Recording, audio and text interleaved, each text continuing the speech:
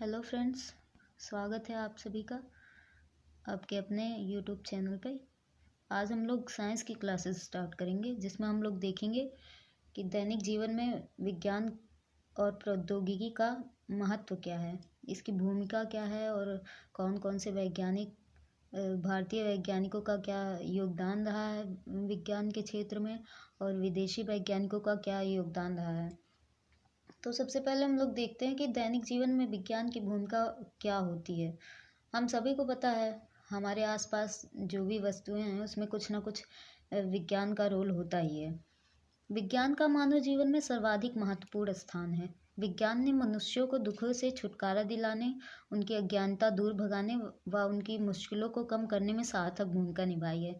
सभी को पता है, आसपास फ्रिज, टीवी, फैन, एसी सब कुछ तो विज्ञान की ही देन है। और ये सब आजकल के ज़माने में प्रत्येक मनुष्य के लिए बहुत ज़्यादा ज़रूरी हो गया है। फिर चाहे वो अमीर हो, अमीर होगा तो एसी चलाएगा, गरीब होगा तो फैन चलाएगा। कहीं ना कहीं हर जगह सभी के लाइफ में विज्ञान का बहुत महत्वपूर्ण रोल है। और पेड़ पौधे जो हम लोग भोजन लेते हैं उन सबसे, उसमें भी तो विज्ञान ही है। और विज्ञान मानव का निष्ठावान सेवक है। सही बात है, हर चीज़ में कहीं ना कहीं विज्ञान का रोल मिल ही जाता है। फिर चाहे हम लोग भोजन पका रहे हों तो कुकर में पका रहे हैं तो कुकर का रोल है। और भोजन जो जहाँ से आया है, प्लांट्स का भी बहुत महत्वपूर्ण रोल है। आखिर वो भी तो विज्ञान के क्षेत्र से ही रिलेट करते हैं। जीवन के प्रत्येक क्षेत्र, फिर चाहे वह घर हो या खेत हो या फिर कारखाने, सभी क्षेत्रों में हमारी सहायता करता है विज्ञान। सही बात है, वही वही तो बोला हम लोगों ने, प्रत्येक क्षेत्र में। फिर चाहे वह घर हो, घर में टीवी है, फ्रिज है, कूलर है, एसी है, जो भी है सब में विज्ञान है। फिर खेत में जो भी खेत में जुताई के साधन प्रयोग किए जा रहे हैं, जो बीज प्रयोग किए जा रहे हैं, वो सभी विज्ञान की ही तो देन है। और कारखाने में जो कच्चे माल लग रहे हैं, जो मशीनें लग रही हैं, वो सब विज्ञान की ही देन है। विज्ञान हमें अपने चारों ओर की वस्तुओं तथा घटनाओं के बारे में नए ज्ञान प्राप्त करने में सहायता करता है। अब आसपास जो भी हो रहा है, अभी कोई घटना घट रही है, जैसे कि हमें अभी अरे किसी लकड़ी के लट्ठे को एक जगह से दूसरी जगह पे लेके जाना है, तो फिर अगर हम उसको उठा के ले जाएंगे सीधा करके या फिर एकदम खड़ा करके लेके जाएंगे तो ज़्यादा दिक्कत होगी। लेकिन हम अगर उसको जैसे ये पेन है तो ये रोलर है, तो अगर इसको लुढ़का के हम लोग लेके जाएंगे तो ज़्यादा आसान होगा। अब ऐसे सीधा सीधा लेके जाएंगे तो बहुत मुश्किल होगा, या फिर उठा के लेके जाएंगे क्योंकि उसमें ज़्यादा एनर्जी खर्च होगी। और अगर हम लुढ़का के लेके जाएंगे तो घर्षण बल कम होगा। तो आसपास की जितनी भी चीज़ें हम जो भी कार्य करते हैं उसमें कहीं ना कहीं विज्ञान का रोल होता ही है। अब कुछ वैज्ञानिक विधियां हैं, ये तो विज्ञान के बारे में था कि विज्ञान का दैनिक जीवन में क्या महत्व है, क्या भूमिका है। आगे हम लोग देखते हैं कि वैज्ञानिक विधियां क्या होती हैं और इनका प्रयोग आसपास के जीवन में और वैज्ञानिक लोग या फिर हम नॉर्मल लोग कैसे करते हैं। वैज्ञानिक पहले किसी समस्या पर विचार करते हैं, फिर उससे संभावित कारण का अनुमान लगाते हैं। तत्पश्चात प्रयोगशालाओं में प्रयोग व अवलोकन व परीक्षण करते हैं। उसके बाद जांच विश्लेषण के द्वारा निष्कर्ष निकालते हैं और फिर उससे समाज को लाभान्वित करते हैं। जैसे कि वैज्ञानिकों के सामने कोई समस्या आई तो वो क्या करेंगे, पहले उस समस्या पर विचार करेंगे, फिर उससे मतलब उससे रिलेटेड जो भी है वो समस्या जो भी है उसका कारण क्या है उसका पता लगाएंगे कि ये कैसे हो रहा है, क्यों हो रहा है, इन सब क्वेश्चन का आंसर निकालेंगे, फिर पता लगाएंगे, फिर उसका प्रयोग करेंगे प्रयोगशाला में जाके, आखिर ये हो कैसे रहा है, क्यों हो रहा है, उसका प्रयोग करेंगे। फिर उसके बाद जो भी रिजल्ट आएगा उसका अवलोकन करेंगे और फिर उसी के आधार पर निष्कर्ष निकालेंगे। जो भी मतलब क्यों हो रहा है उसका पता लगा कर निष्कर्ष निकालेंगे और एक नई चीज़ का खोज करेंगे, फिर उसके द्वारा समाज को लाभ पहुंचाएंगे। यही वैज्ञानिक लोग करते हैं।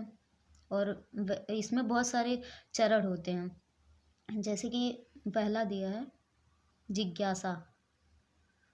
तो सही बात है, जब हम ही लोग अगर अभी नॉर्मल लाइफ में किस वैज्ञानिक हम लोग तो हैं नहीं, लेकिन हम लोग भी कहीं ना कहीं वैज्ञानिक विधियों का प्रयोग करते हैं। अभी हमारे सामने कोई समस्या आई तो हम लोग क्या सोचते हैं, सबसे पहले बार हम लोग जानते हैं आखिर ये कैसे हो रहा है, क्यों हो रहा है, जिज्ञासा मन में एक जागती है। फिर क्वेश्चन आता है क्यों हो रहा है आखिर, फिर हम लोग उसके बारे में थोड़ा सोचते हैं, उसकी परिकल्पना करते हैं, आखिर ये क्या चीज़ है, कैसे हो रहा है। फिर परीक्षण करते हैं, फिर उसके बाद निरीक्षण या अवलोकन करते हैं, उसके बाद देखते हैं, फिर उसके बाद उस पर थ्योरीज निकालते हैं, आखिर ये क्यों हो रहा है, कैसे हो रहा है, उसकी पूरी थ्योरी का पता लगाते हैं। फिर हम लोग एक रिजल्ट निकालते हैं, विश्लेषण करते हैं, फिर उसका वर्गीकरण करते हैं, अलग अलग पार्ट्स में उसको डिवाइड करते हैं, जो भी चीज़ें क्रियात्मक रूप से हो रही हैं उन सब का पता लगा के उनका विश्लेषण फिर वर्गीकरण करते हैं। फिर उसके बाद फिर से जो भी मतलब वर्गीकरण किया, जो भी विश्लेषण आया उस पर फिर से विचार करते हैं, उसके बाद निष्कर्ष निकालते हैं। निष्कर्ष यहीं पे निकाल के अगर रिजल्ट आया, अच्छा आया, रिजल्ट हमको मिला गुड, मतलब जो भी हमको रिजल्ट चाहिए था वो मिल गया, तो प्रैक्टिकल जो भी हो रहा था, मतलब जो विधि चल रही थी वो ख़त्म हो जाएगी वहीं पे।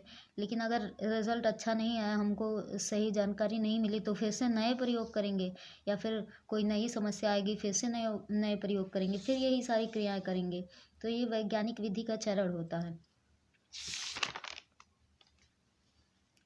अब आगे है वही बात है कि वैज्ञानिक विधि जो होती है वो केवल वैज्ञानिकों के लिए नहीं है। हम लोग अपने नॉर्मल लाइफ में भी जो भी चीज़ें करते हैं, जो भी कार्य करते हैं, उसमें भी वैज्ञानिक विधियों का उपयोग करते हैं। जैसे कि अब कोई कार खराब हो गई, एग्जाम्पल के लिए दिया है, कार खराब होने पर मिस्त्री द्वारा जांच करना, खेत में फसल बुआई से पूर्व किसान द्वारा खेत तैयार करना।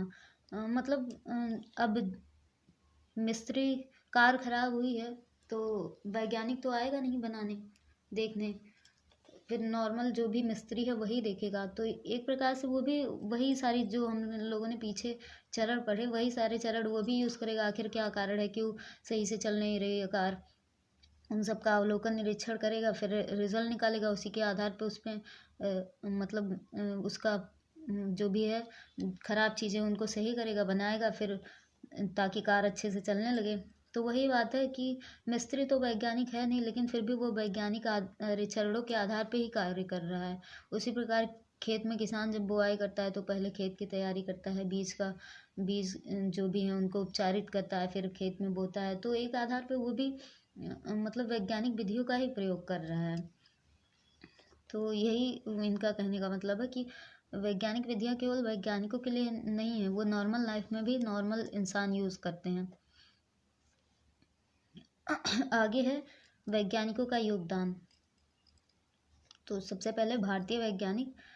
अब हम लोग इसमें कुछ समझना नहीं है, केवल याद करने वाली सारी चीज़ें हैं।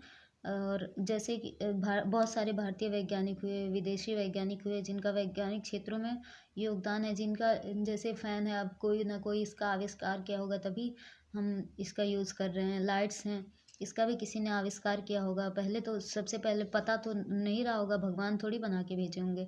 वैज्ञानिक अपने दिमाग के आधार पर खोजे, अपना दिमाग लगाए, फिर विद्युत धारा खोजे, फैंस खोजे, लाइट्स खोजे, तभी हम आज उसका आसानी से यूज़ कर पा रहे हैं। तो सबसे पहले हैं चरक। सबने इनका नाम सुना होगा विज्ञान में। चरक जो है वो जड़ी बूटियों को दवा के रूप में प्रयोग करने वाले महान चिकित्सक थे। ये जो जड़ी बूटियाँ मिलती थी, पेड़ पौधे मिलते थे, उनका दवा के रूप में प्रयोग करते थे। और सुश्रुत प्राचीन काल के महान शल्य चिकित्सक थे, ये भी चिकित्सा के क्षेत्र में ही थे। फिर आर्यभट्ट जो थे, उन्होंने पाई के मान की खोज की। जो पाई का मान है, पहले सिर्फ पाई की खोज हुई थी, लेकिन पाई का मान किसी को पता नहीं था, तो आर्यभट्ट ने पाई के मान की खोज की, जो कि लगभग 3.14 है। फिर श्रीधराचार्य वर्ग समीकरण का हल देने वाले प्रथम गणितज्ञ थे। फिर जगदीश चंद्र बोस पौधों की संवेदनशीलता का पता लगाया कि पौधे भी हम लोगों की तरह संवेदनशील होते हैं, मनुष्यों की तरह, मतलब उनमें भी जीवन होता है, वो भी सजीव प्राणी हैं। डॉक्टर APJ अब्दुल कलाम, इनका नाम तो हर किसी ने सुना होगा। इन्होंने प्रक्षेपण अस्त्र का निर्माण कराया।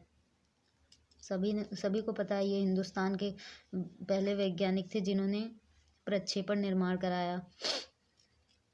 इसी प्रकार sir CV Raman, S Ramanujan, SN Bose, Meghnath Saha, TR Seshadri, Homi Jahangir Bhabha, Vikram Sarabhai आदि भारतीय वैज्ञानिकों ने अपने वैज्ञानिक खोजों द्वारा विज्ञान के विकास में महत्वपूर्ण योगदान दिया है। ये बहुत सारे वैज्ञानिक हैं, अभी इतने नाम तो काफ़ी नहीं है, और भी कई सारे वैज्ञानिक हुए जिन्होंने विज्ञान के क्षेत्र में अपना महत्वपूर्ण योगदान दिया है, और उससे प्रत्येक मनुष्य लाभान्वित हो रहा है।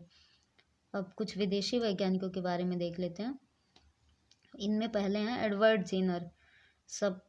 ये तो सबसे महत्वपूर्ण है। एडवर्ड जेनर रोगों से रक्षा हेतु वैक्सीन का निर्माण किया। इन्होंने ही सबसे पहले वैक्सीन का निर्माण किया था, वैक्सीन की खोज की थी।